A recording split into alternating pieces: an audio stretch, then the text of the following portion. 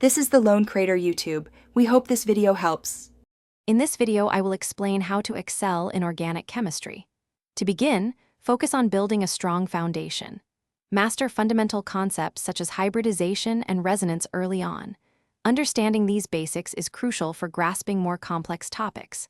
Practice nomenclature consistently to quickly recognize and name compounds. Also, review general chemistry principles, especially acid-base chemistry, as it forms the bedrock for many organic reactions. This initial effort will pay dividends throughout your studies. Next, embrace active learning strategies.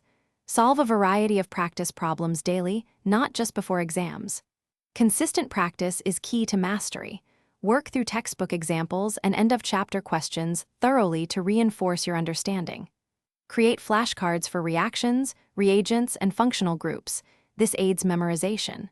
Finally, collaborate with peers to discuss concepts and solve challenging problems, as teaching others solidifies your own knowledge. Visualization is paramount in organic chemistry. Draw three-dimensional structures to understand stereochemistry better.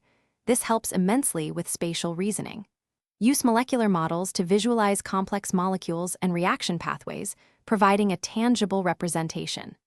Practice drawing reaction mechanisms step by step, clearly showing electron flow with curved arrows. Furthermore, understand the crucial role of intermediates and transition states in reactions, as they dictate reaction outcomes. Finally, cultivate effective study habits. Study consistently for at least 1 hour daily, rather than attempting to cram before exams. This builds long-term retention. Review lecture notes and textbook chapters before each class session to stay ahead.